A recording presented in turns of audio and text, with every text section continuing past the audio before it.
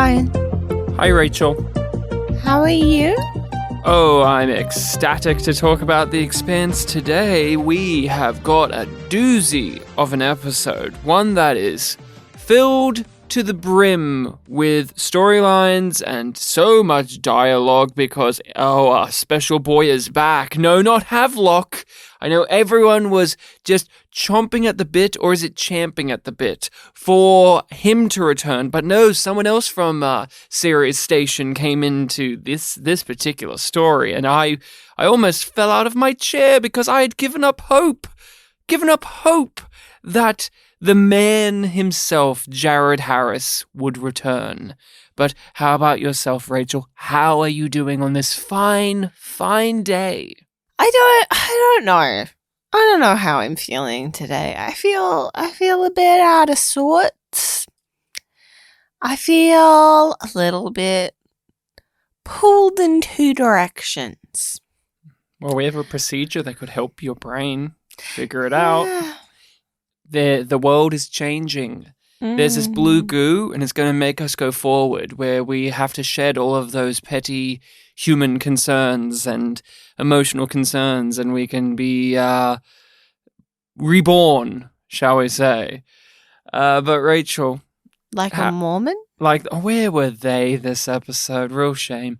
We had everyone practically in this, but not them. It's a reunion tour, but they're still pissed about this shit. So. We hear about the Mormons, but let's rewind a bit to help ground us all. We are yumyumpod, the podcast that goes through science fiction television shows one episode at a time. We are going through The Expanse. We have never watched The Expanse before. This is our first time watching through the series, and we are making our way through season 2 currently, and we release these for our patrons first. That's right, we have a Patreon where we give a lot of bonus content over there, and if you're listening to this on the main feed, well, you should head on over to our Patreon so you can hear things earlier. Who knows how far through The Expanse we are right now when this comes out, but Rachel, Yum Yum is such a peculiar name. Yum Yum Podcast? And it's not a cooking show. And it's not a sex show either. So why Yum Yum, Rachel? What would you say to the people listening right now who may not be familiar with us? What is it all about? Why did you pick this episode to start with? Well, would be my initial thoughts and statements, because anybody who's listened to any episode has heard this spiel before. Slightly different every time.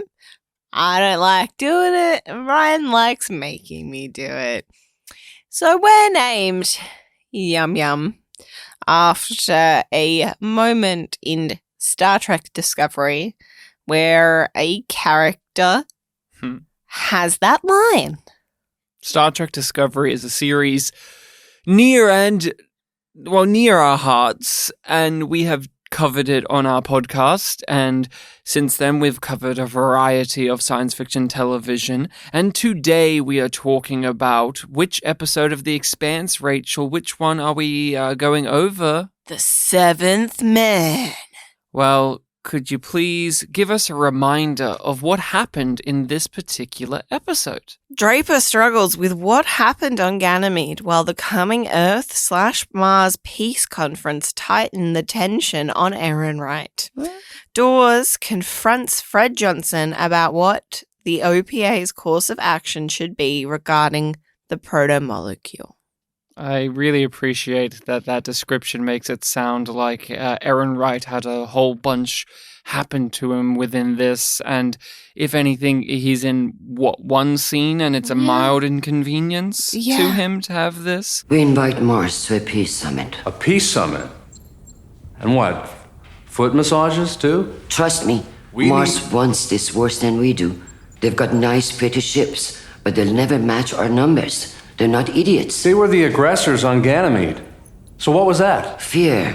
we like to have our little bit of fun with looking through the episodes of things we discuss and say, was there something yum yum here? Because in Star Trek Discovery, that yum yum moment was really charged. It had the woman sexily lick her lips, throw her hair back, and say yum yum as a breathy reply. And I was searching through the Seventh Man, saying, what here is making me flick my hair back, want to lick my lips, and say yum yum? I know, Rachel, you always have your Amos. My automatic Amos pick. Your automatic Amos pick or response. Selection.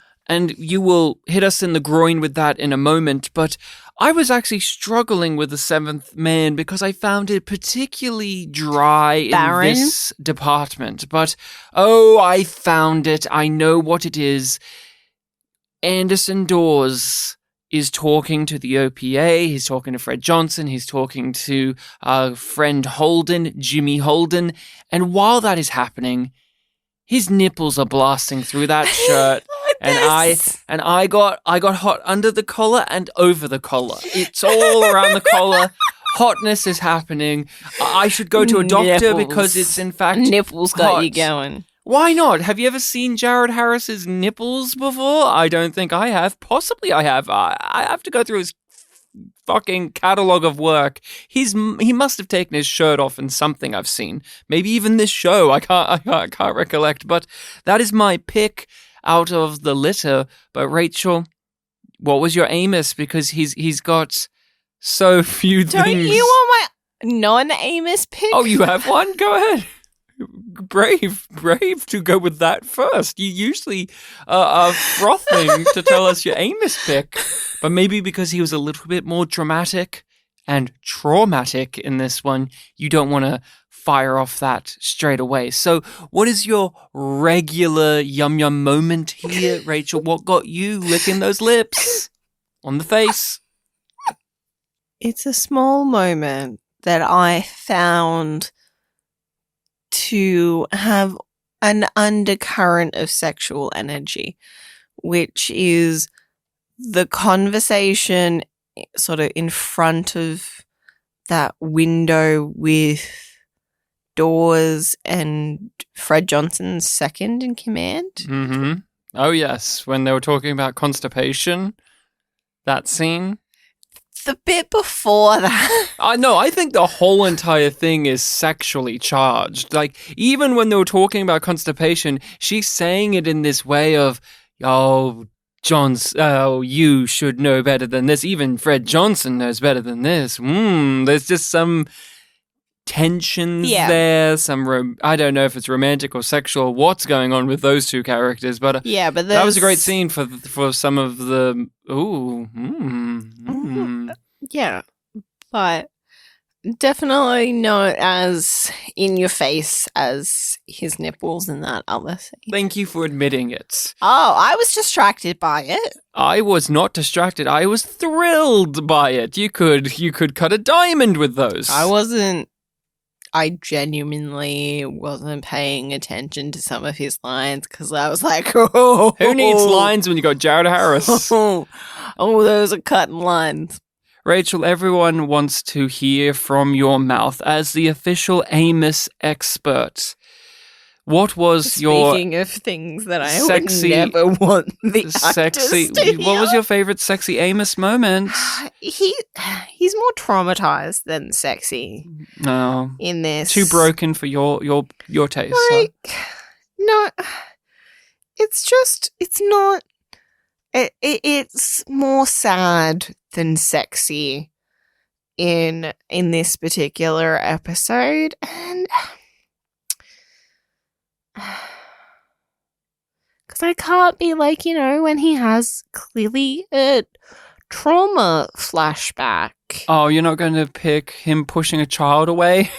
No, I'm not going to pick that. Or him asking, is it all right if I could get lobotomized? That got me going. Oh boy, slapping my knee with excitement. I don't know how you're going to pick one out of these. Go. I'm just going to go with him saying, I didn't say that. Okay, Rachel's got simple desires here, but Yeah, Gotta get something. Just him being defensive, but also not really bothering to be defensive at the same time. And you know what? He looks good in those overalls. Okay, there you go. He's just a guy. He's just being a guy. So I can be a guy, huh? Yeah, there's a good amount of material to sink our teeth into.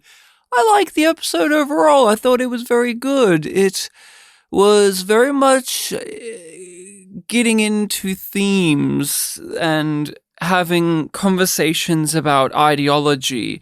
We've had a lot of high octane episodes, a lot of stories, particularly focusing on the bigger threat at play. But now we are moving back into the internal politics of the different factions that we have been pursuing during the season, and I greatly appreciated that. But I did find this one overwhelming as well. There was a lot of conversations in rooms, but I embrace that and I welcome that. I want more conversations in rooms, more people just pairing up together that you don't expect to have scenes with one another, and yet when they do, it makes sense and it tracks and it excites me at the same time. I'm a fan of the episode overall, but it is one where it is a bit of a staggering beast at the same time. But it did leave me exhilarated to watch the next one. It does have that classic bait and switch thing of, hey, look, it's our friend Anderson Dawes. He's back in the story now, and now he's dictating how future plots are going to unfold, and I'm a sucker for it. And overall, this is an exhilarating one. But Rachel, for yourself, what did you think overall of The Seventh Man? Because many moving pieces, and some of those pieces are things that excite you, and some of them I know from previous discussions are not. So what did you think of it? I liked it, but I don't like that I liked it. Because I can't fault the episode, right? But I wasn't really digging what it was laying down. I was accepting of it because it all feels necessary, but I wasn't invested as much as I think the show is assuming that I am. I don't give a shit about Gunny. I don't. They burnt that bridge for you, huh? Yeah, and I think that, they're too deep in the hole. They're starting to dig their way out of it a little bit. But I just don't find her interesting. Mm-hmm. Because, at this stage, her whole thing is, I'm Martian, I want a war. And it's just well, I don't see you getting that. Because this show is interested in politics. And it is much, much more fun and diverse and interesting to play with the potential of a war than an actual war. Once the powder keg explodes, you're just dealing with an explosion. But when you have the potential that it's going to explode, and there's all of these flames that are heading towards it, that's much more exciting. And you can switch between those different plots that are threatening to cause the powder keg to explode. It's nice to have a pizza, but it's even more exciting when you know the pizza is outside, ready to collect.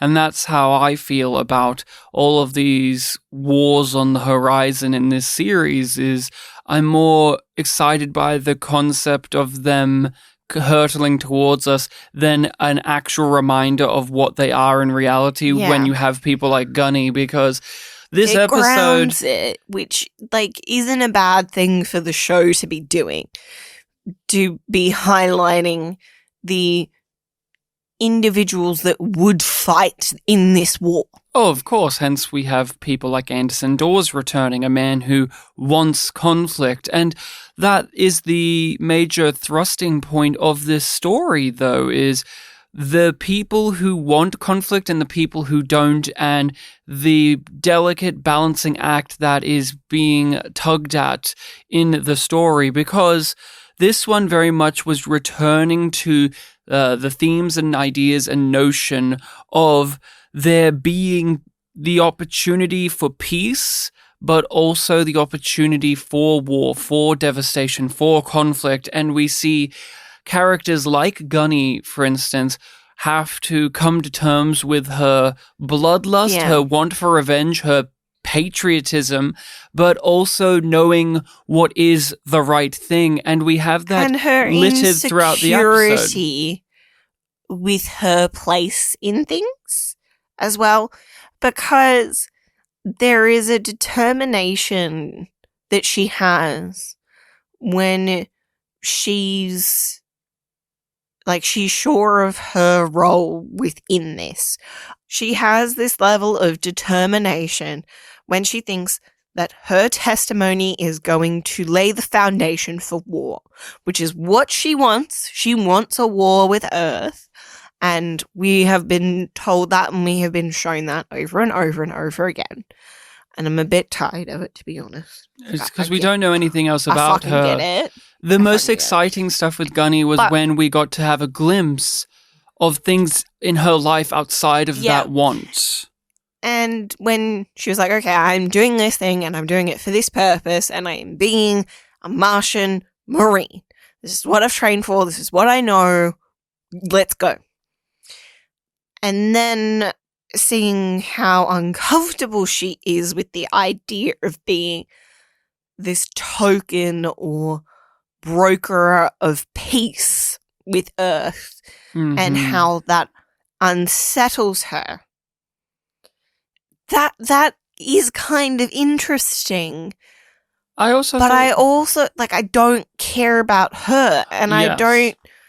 I trust her to follow orders, but I'm also like, they wasted the character thus far, and just the thing that I found fascinating when it came to her side of this, just to relay it back to how this episode keeps weaving through the conflict versus peace thing, is she is the person that is stopping that from within herself. So she's the person who is wanting violence, wanting war, but also she is trying to stop that from being a thing within her as well, because we see her piecing together what happened in that battle, what happened in that crisis, that these UN soldiers were shooting at the Seventh Man, and that there's an alternative force in this conflict. But we also see her shut that down immediately and blame it on Earth and use the rah-rah, let's go against Earth thing. That's all, like, and that, the way that they've led up to that point, it does sort of allow for the question to be asked. Was that her going, well, I can't say that I saw a blue man without a suit on this planet, because I'll be seen as crazy. It has to be this known quantity, as well as it, like, so how much of it is her going, nobody will believe me, and how much of it is her assuming the worst of Earth.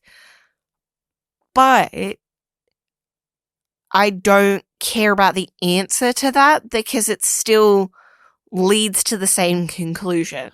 Oh, yes. I am disappointed with Draper at the moment, and it's because we don't know anything about her other than this one thing, and we've heard it over and over again with her in a way that hasn't been fresh.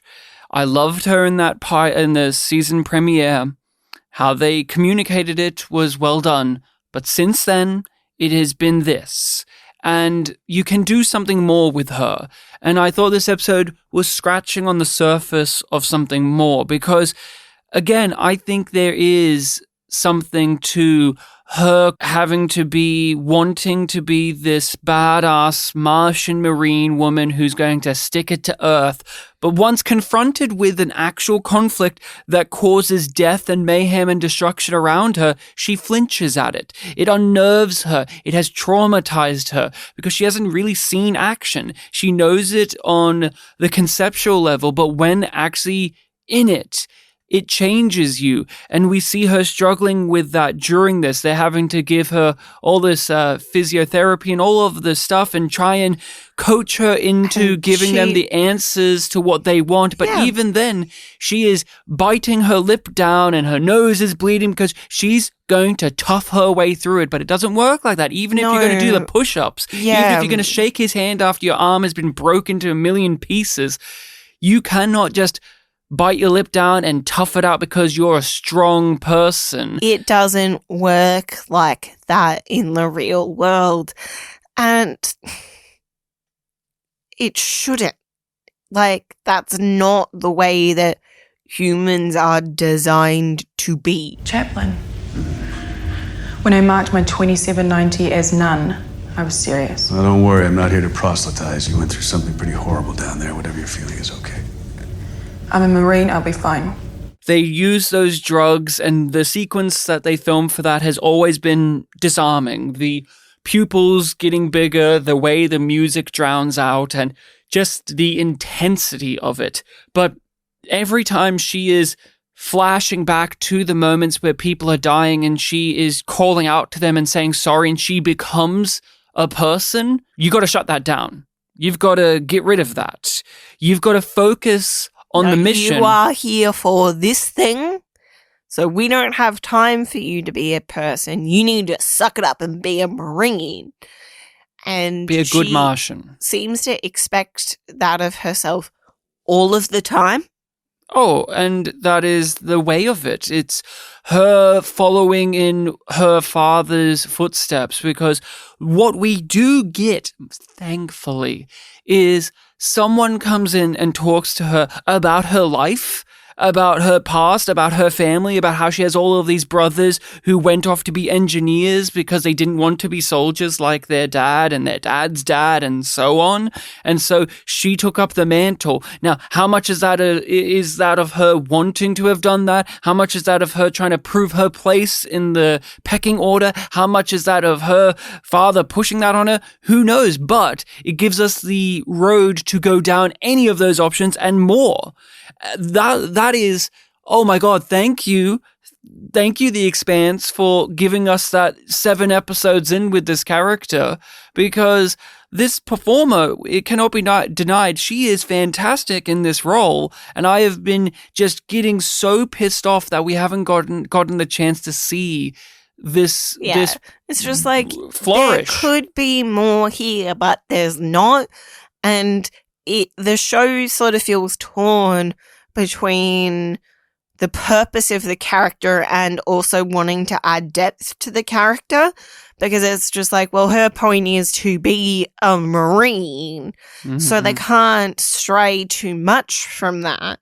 And her struggle is sort of trying to suppress her humanity, or like, it's not quite to that extent, but that sort of thing. Oh, I know, and I totally understand what you're saying, but the real meat and potatoes of her story, we can talk about how it ties into these themes of the episode, we can discuss how they've handled her character up until now, or how they could go with it forward, but what this actually is all about is teasing out and prolonging and poking the audience with the blue goo mystery that she stumbled across, because it's all in service of her remembering what happened and putting all of these pieces together to answer or help further a mystery. And it is ever so clear that that is the case. We're not going to get the answers this episode, because but stay tuned. Give you some credence to your disappointment of the Bobby character, the episode isn't really focusing in on her worrying about coming across as crazy or being dishonored if she mentions that there was a blue goo man outside. Instead, it is withholding that moment of being revealed because it is more suspenseful from a dramatic standpoint. And I can tell that this is the case. And I'm just going to throw my hands up in the air. Don't tell us, don't spoil anything for us, don't tell me about the books or future of the show. I've given up on the blue guy being an alien. You know why I've given up on the blue guy being an alien? Because she never said it, which was the most unrealistic thing. She said there was a man outside not wearing a suit. And that was her big letting out of the information. And that's not what you would say when you saw what you saw. You would mention that it looked like a fucking alien because he looked like an alien. So to me, that's the show leading me down the road that it's not an alien. It's going to be someone who got blue gooed, and it's exactly as Dresden said, it's that next evolution of humanity where we don't need the suits, we don't need the zero, we don't need all of that. We have the technology in front of us, which lends credence even more so because of what happens with the other doctor, Dr. Cortazar. He says the exact same thing to Amos, where the future is ahead of us and we have to shed all of these human things, these human failings that we have to become something like Jason Ironheart in Babylon 5 we have to become.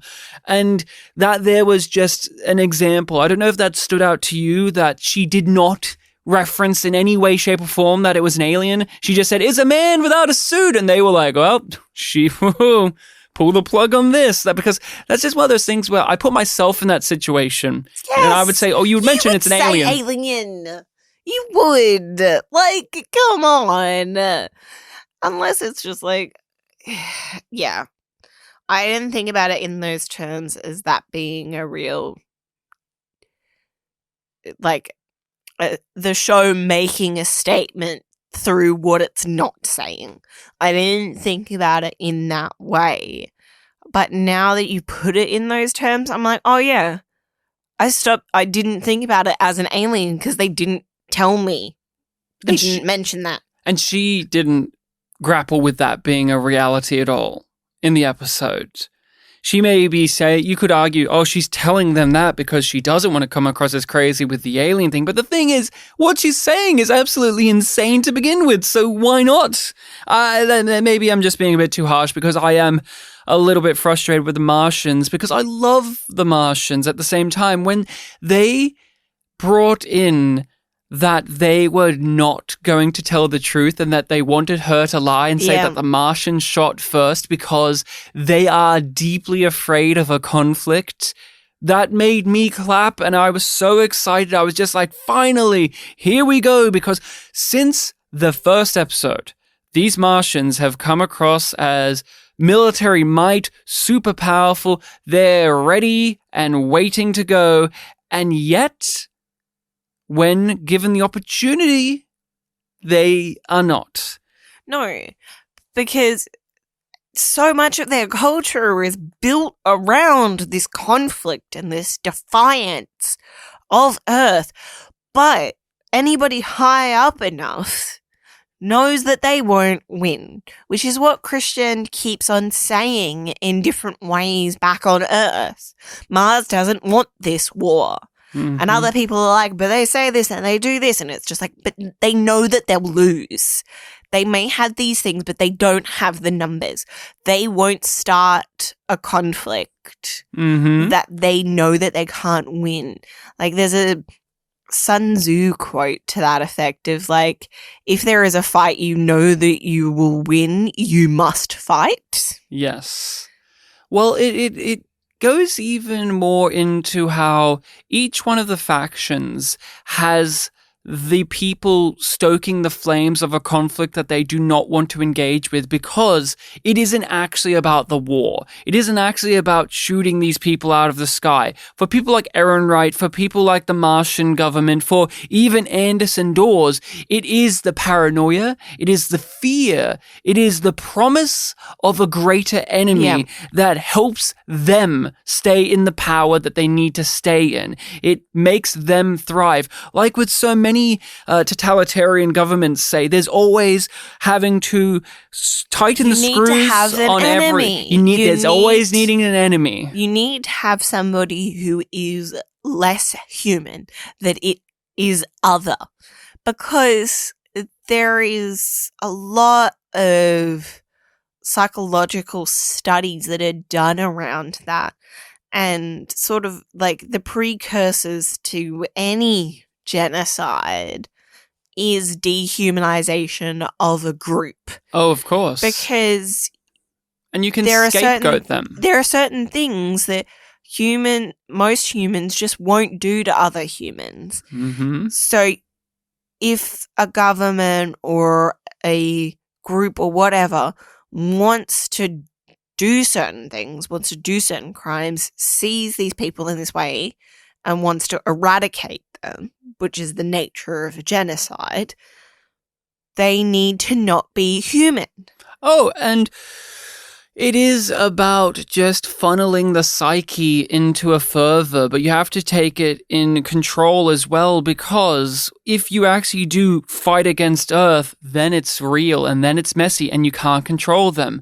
We open up the series with Bobby lamenting the fact that they haven't built all of these agricultural things, that they haven't terraformed because they've been on military alert. For how long? For ages. For what purpose? Because it benefits the whole. It benefits Earth to be super vigilant. It benefits the OPA and Anderson Dawes at Johnson. Everyone is getting something out of being in a cold on the brink war. of war. Mm-hmm. Yes, but But no one's willing to, barely anyone, I should say, is willing to actually change things for the better or even for the worse. You have in the UN story, for instance, there's only really one scene with them. You have Christian convincing the Secretary General to make a peace summit, to iron out this issue because it is a humanitarian crisis and we don't know the facts. And Mars does not know either. So they think it might be us. We think it might be them, meaning that it might be someone else, or it could be, who knows? We don't have the information. So let's talk, because the last time we were on the verge of a full-out war, we took a moment to pause, breathe, and discuss. And that led to an age of quiet and peace. Let's do that again. And what does Ehrenreich say to that? He just fuck that. He just balks at it and says, like, what the fuck do you want? Do you not want to war? What? Extending your hand out is a sign of weakness. Ehrenreich proposes that us sitting at the table, inviting to a peace talk after we've lost will make us look weak. And it really does remind you that at no point has Ehrenreich pretended, even pretended, that he has the best interests of Earth? All of Earth.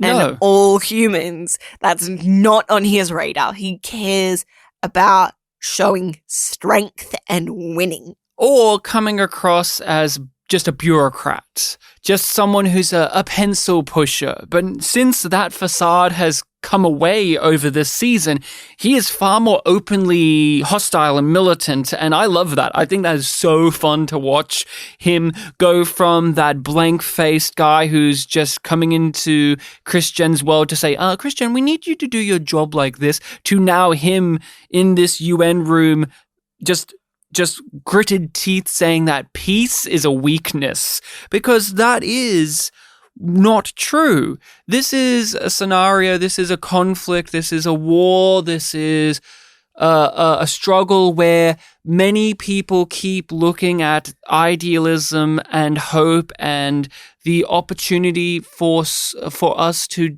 disarm as futile, as stupid, as naive, and impossible. The way that everybody keeps on treating Holden. Oh, yes. And Christian completely knows that is invalid as well, because peace is an option.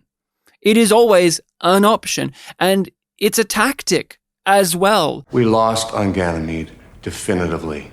When losers seek peace, They look even weaker. A peace summit here on Earth on our terms. Mars will read it as a warning, which it is. Things are not black and white. Things are not simple. They're complex, they're nuanced, there's grey. And a character that has tried very much to live their life through a series of very strict views of the world is Amos. He has the churn. There are these type of people in the world. This is how things work. He has, for whatever reason, and we can discuss them because they get touched on briefly in his story, for reasons that have happened to him in his life, he has needed to protect himself by justifying his behavior. And in the beginning of this story for him, he is having a good time. He's being a nice boy. He's handing out goods and treats and food and rations to people. He's looking at Alex and he's looking at Holden and Naomi. I got my crew, I got my family, I'm doing a nice thing, and we're getting things back on track. But once something doesn't go his way, with the woman trying to grab more than she is allotted, he has a moment where he snaps, but not too much, just a little bit.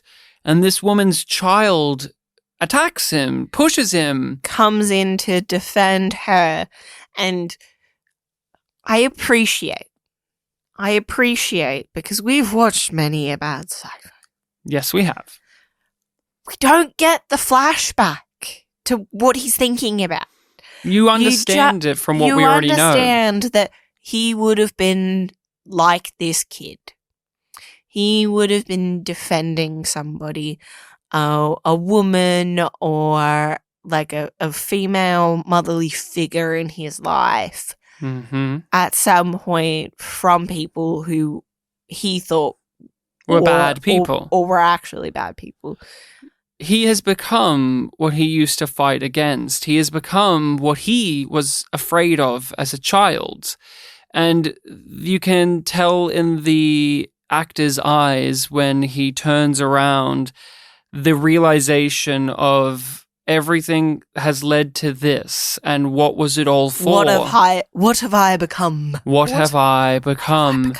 And he has no one to turn to about this except for one man in particular, because there's a man on this might station. Have the solution. But he's not just a man who might have the solution. He's a man who has a certain worldview that maybe Amos can relate to. Yeah.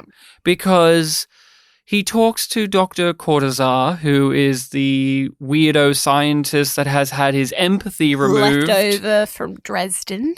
And that is exactly it. He has no empathy, this man. Got it switched off in his brain. And Amos, with how he has been throughout this series thus far, would you say that that's what he's trying to be? Like, he's trying to be a guy where, like, these things that make us don't affect him, because he's been very pragmatic. He's been very, this is how it is. You punch me and I punch you and then things are fine. Why is there any issues here? He has a very staunch way of looking at the world, but it always comes across as a method of protection for himself. Yeah. He's very fragile underneath all of it. Yeah, I need these rules so that I can make sense of all of these awful things. And so wouldn't the ultimate culmination of what he's been trying to achieve be what this guy has, which is... It makes sense that it's an alluring option for him and that he wants more information on it, because he does give the sense of Amos wants to optimize himself and his life, and turning his empathy off could be a tool for that. And he's not going to judge it as right or wrong. He's just going to get the information. And I want to praise this conversation as well, because the moment between him and this doctor is not just Amos sussing out if he wants this procedure, because he even denies that and bats that away. It's more about I didn't say that. getting a judgment of character of who this doctor is once you don't have those things. Can you be, quote unquote, a good person when you shut down all of your emotions? Because Amos still wants to be a good person. Yes, and another part of it for me that I see in it is him wondering if he has turned that part of himself off and what cost is there to that. Because he does often reject empathy and focus on the facts and the rules that he has. So it's like, do I want this? And how much of this am I already like? This is an episode where he only gets a handful of scenes, but it's been very monumental for the character because this is one of the few times where we've seen him deal with introspection. He is vulnerable. He's had vulnerabilities. He has taken pieces of advice on board from other people, but he had a conflict here that shook him to his core, and it made him realize what is at my core. I need to find that out, because to better yourself, you actually have to understand yourself. And so he talks to this doctor, and this doctor goes on this massive spiel about how the proto-molecule destroys things and reconstructs them and makes them better. And if we embrace it and accept it, we can evolve into something higher than ourselves, because what we are now with our concerns for others weighs us down. I used to care about things like my mother, and then I realized it was pointless. I almost missed out on doing all of this because you died.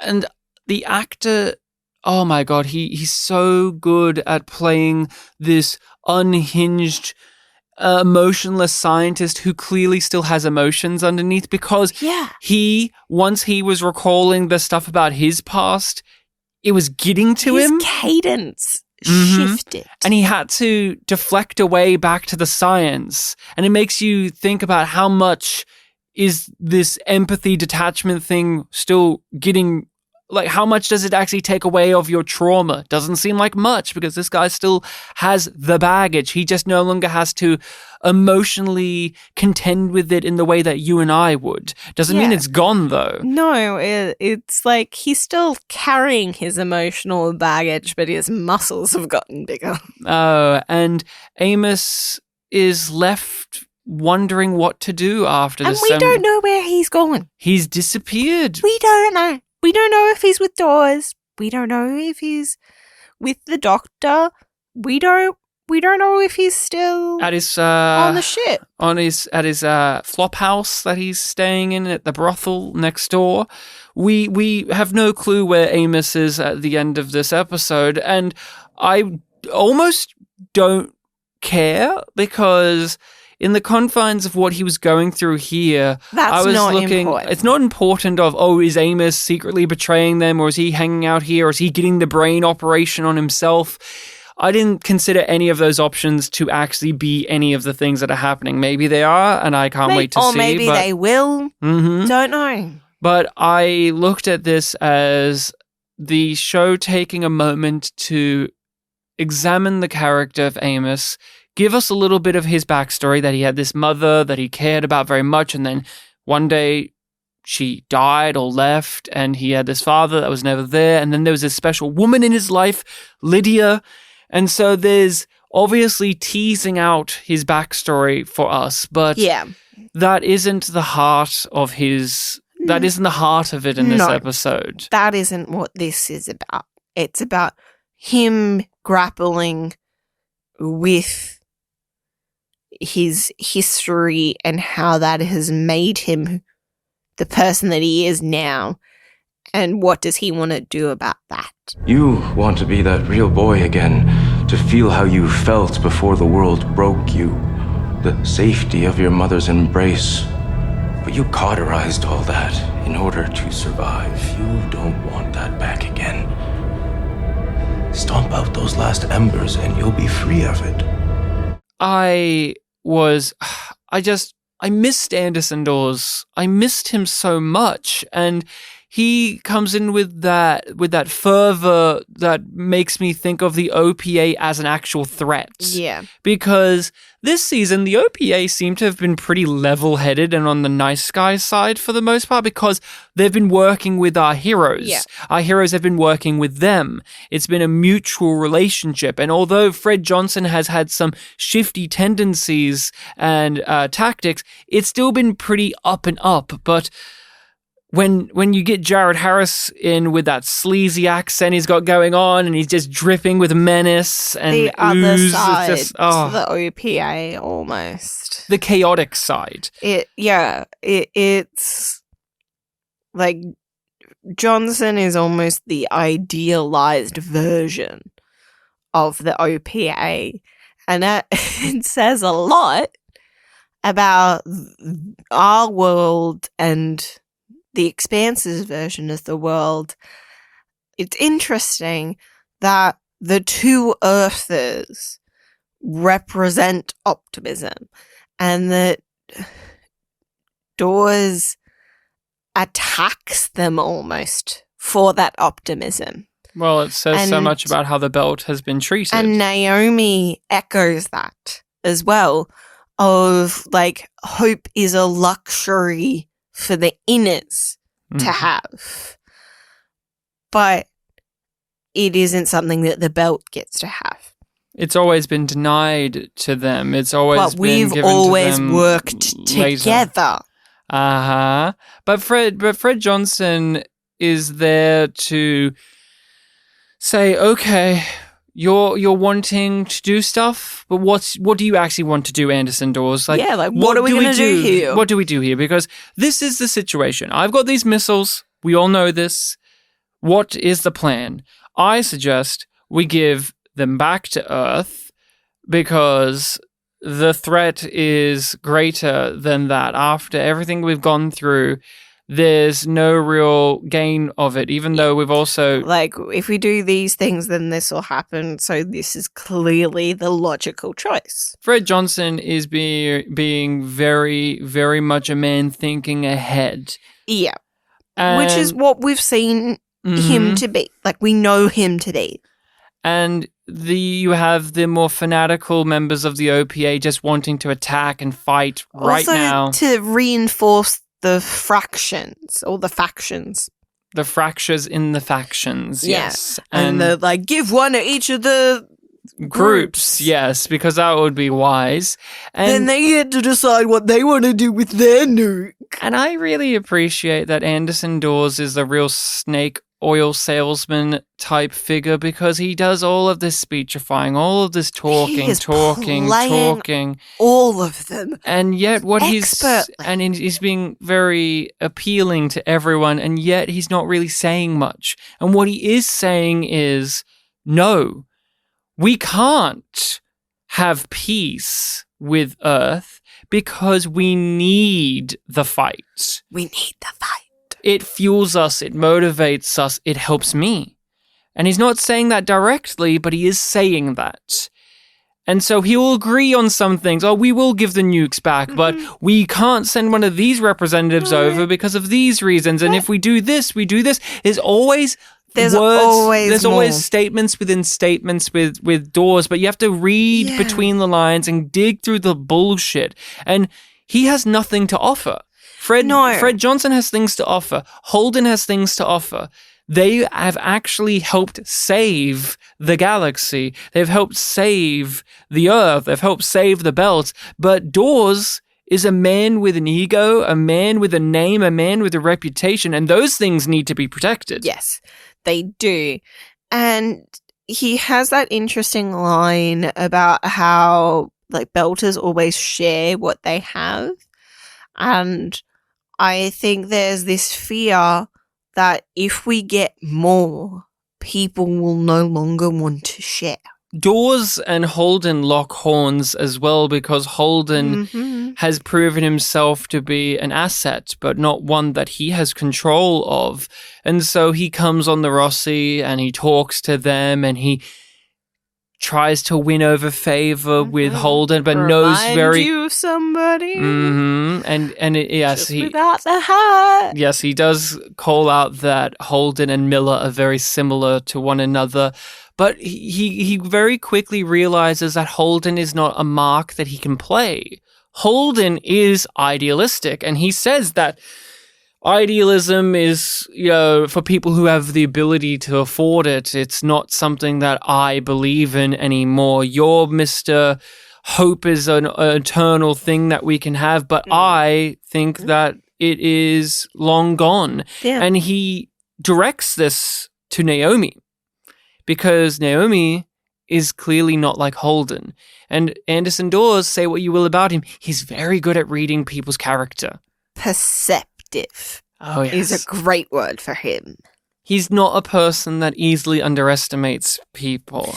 No, and he likes to know exactly where everybody fits and their motivations. And Naomi is a very proud belter this season, and I want to get your opinions on where we are with her currently as a character, because in season 1, she was very much shy, timid, but she could be loud and brash, but she was refusing the call of her heart in a lot of ways, where she just wanted to live a quiet life on this rinky-dink ship collecting junk and didn't want to embrace being the belter, didn't want to embrace being this engineer, did not like the OPA. And now we're in season 2 and we're quite different to that. Fallen back in with them. We know that she's worked with them in the past, that she has a history with the OPA and likely with Dawes. So it makes sense that she would be drawn to that again. That ideal version of the belt is still alluring to her. She wants her people to have justice and to have what they deserve. She was someone who was previously radicalized. She mentioned this in an earlier episode about how her and a group of people went over that line of morality and ethics for her taste, and she had to step back, and that's why she no longer associates with the OPA. But now we are seeing that side of her come out more and more, that proud belter who is willing to help Johnson deal with the nukes and betray Holden's trust by keeping the blue goo. And we're like, it's interesting that we keep on hearing Naomi almost parrot back things that we've heard from OPA figures, be it Fred or be it Dawes, or even things that Miller mocked the OPA for believing. The Gorn Belter even would say some of this stuff. Yeah, and it's just like, okay, like this makes sense for you, but it is almost frustrating in a way, because it feels like without this, Naomi wouldn't have a conflict. And she needs to have a conflict for her to be an interesting character in the show. And also, somebody on the inside of the Rossi needs to be fucking shit up. Alex is having a break for now. Alex is having a break. Amos is having a break, so it's Naomi's turn because Holden is too perfect. Well, he's not very good, but yeah. Yeah, like it feels like it wouldn't be. It's never going to be Holden. It's never going to be Holden fucking up on purpose.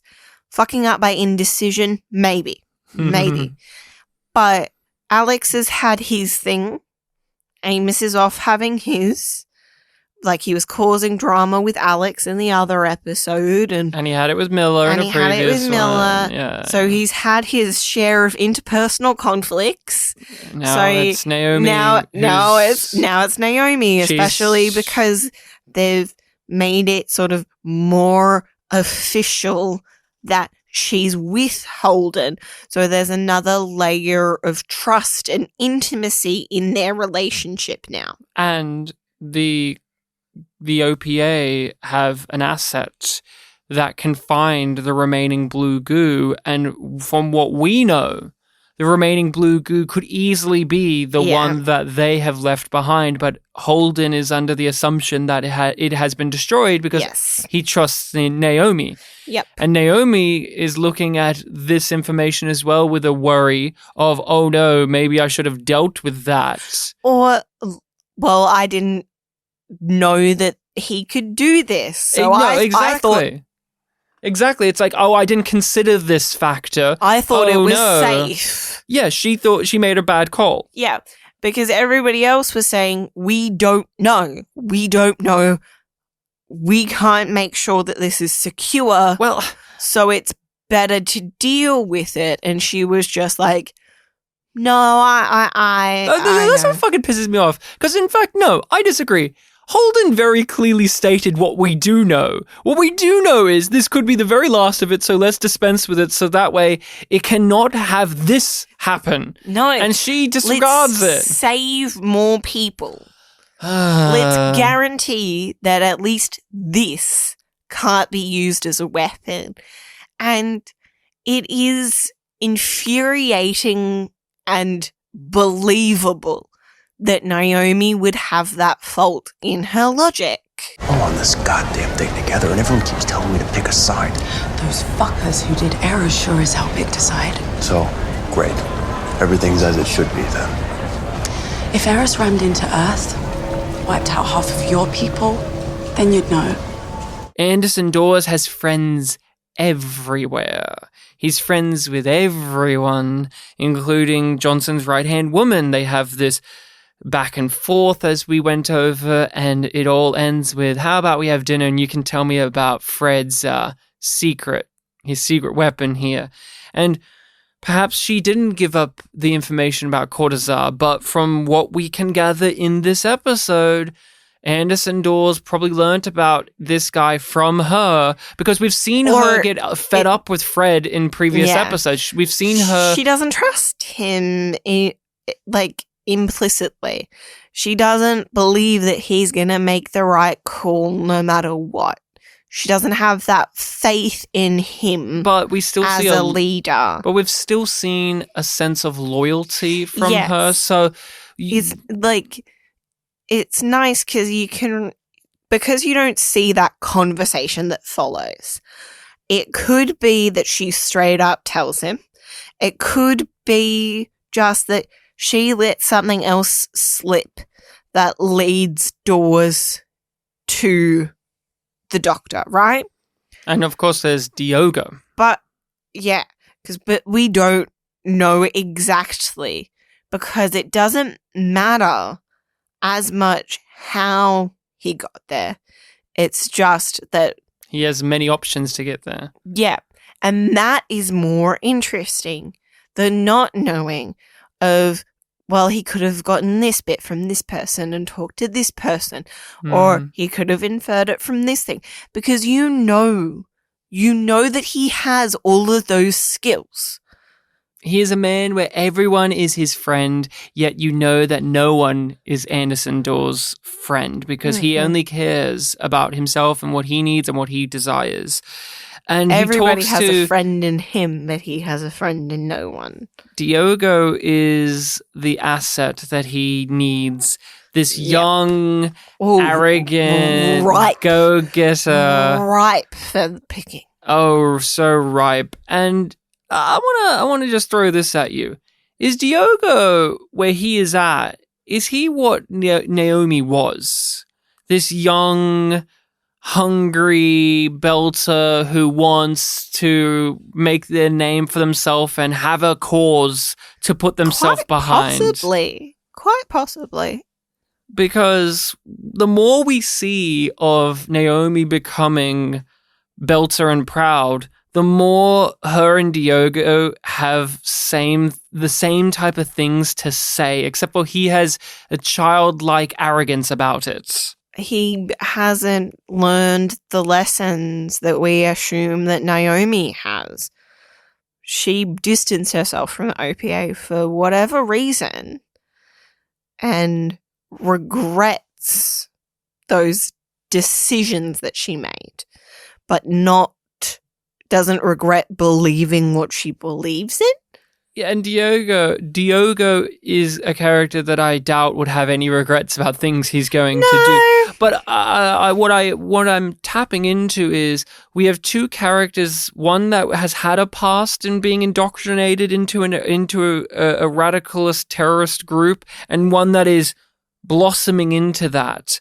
And I think it's very valuable to look at both those characters and see where their mentalities are, the way they talk, the way they act, the way they believe, see how they things. foil each other. Yeah, it's an interesting pair. Yeah, I don't think they've had really a scene together, not really, and they've interacted minorly. But Anderson Dawes steals Dr. Cortazar, and before that even happens, how we found that out was a dark moment. Holden wanted to go kill him. Holden was going. Because Naomi made Holden snap in this particular way, which is, everyone is telling me to pick a side. And yet when I am, it's the wrong side. I'm sick and tired of this fucking bullshit. And she, along with us, said to him, well, it's because you're too nice and too pure and too innocent. Like, in this episode, he is marinating in a world where everyone is telling him he's being too much of a goody two-shoes, moralistic, nice guy. And so he made a decision on his own to grab a gun and most likely go kill this doctor, because if no one does, then the problem doesn't go away.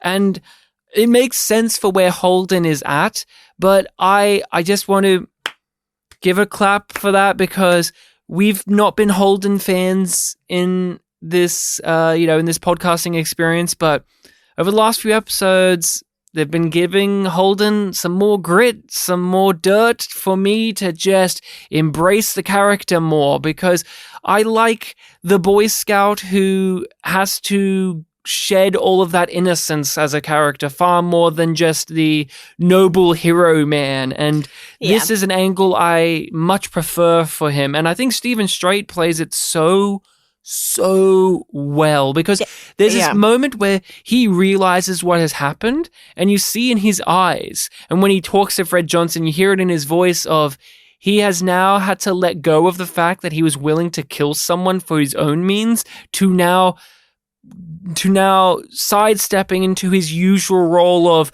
no, we must stop another bad person from doing something bad. Fuck, something else has started.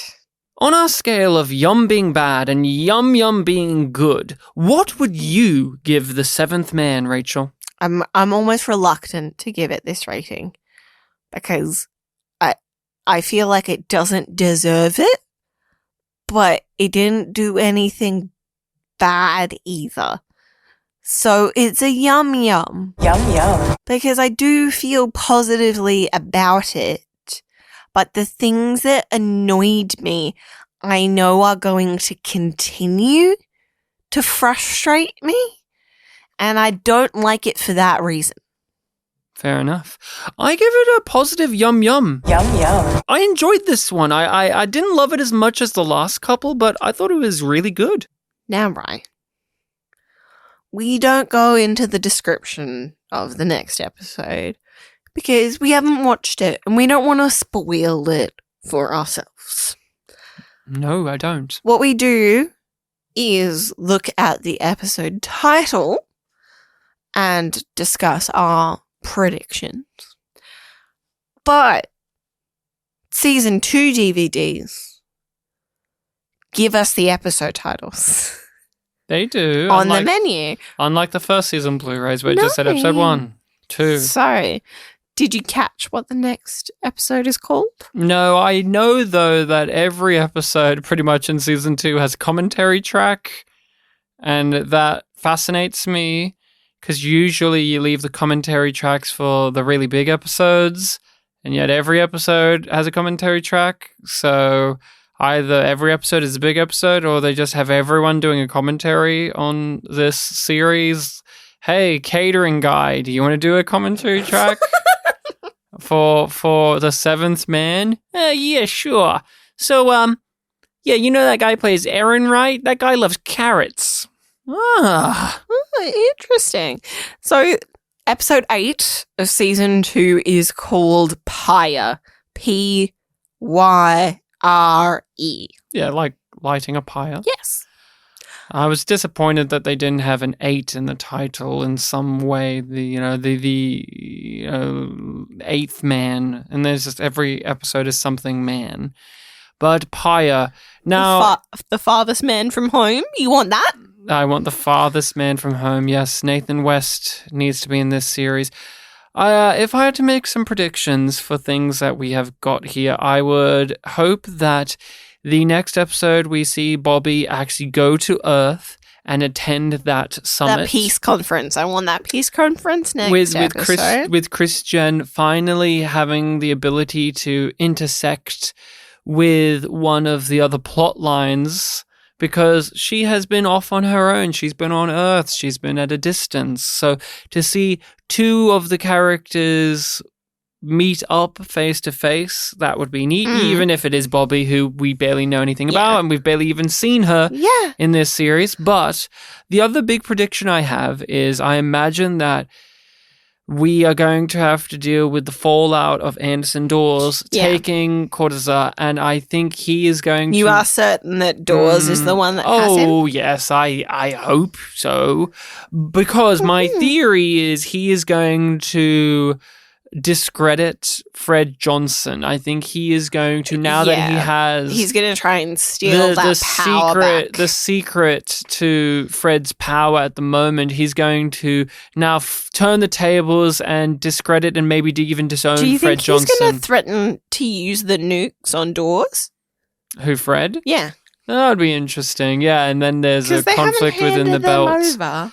I think if that's going to be Civil War, or there's going to be an uprising against Fred Johnson on Tycho Station, the Mormons are after him, different factions of the OPA, his own right-hand woman, who knows? And the crew of the Rossi are caught in the middle as usual.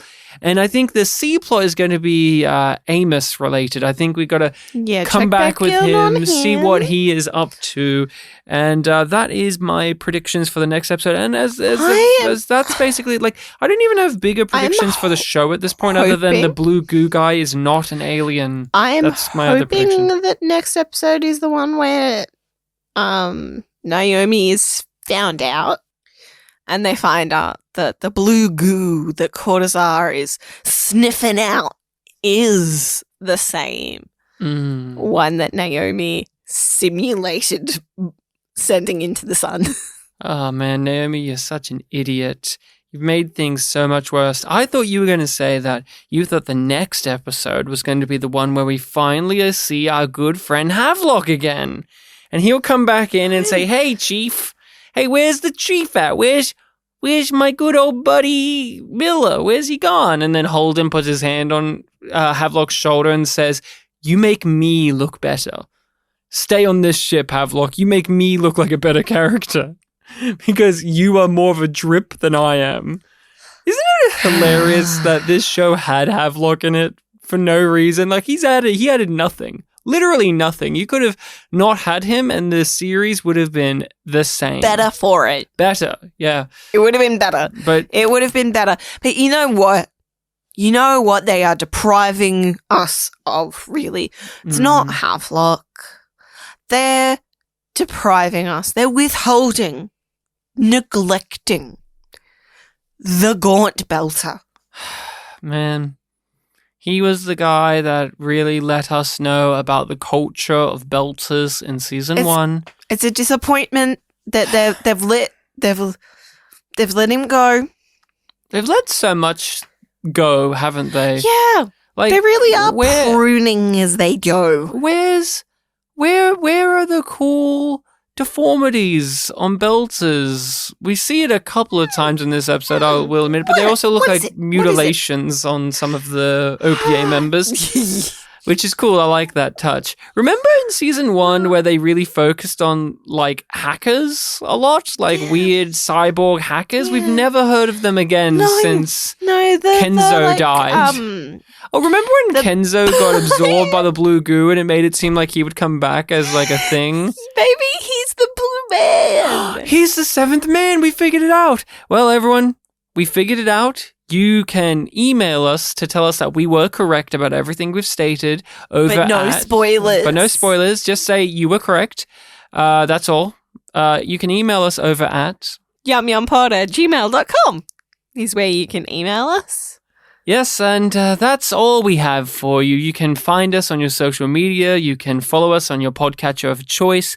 But until next time, be thankful that the Gaunt Belter did not show up in this episode, because if he did, we would have had to stop recording because we would have been screaming so loud that the audio would have been peaking But you to know, an ear we bleeding would have degree. had more Yum Yum on the table. Oh, so much more Yum Yum. He would have bought the Yum Yum. He would have bought it with his Belter money. Do they have a name for their money in this show? Wait, they do. It's like credits? Yeah. Something. It's the first. Again, there's another one. The first season showed off money and knickknacks. I need Miller to come back with a sock full of coins and hit someone with it. Remember when we thought he was going to fill up his sock full of machines. coins? I remember that one guy playing Candy Crush.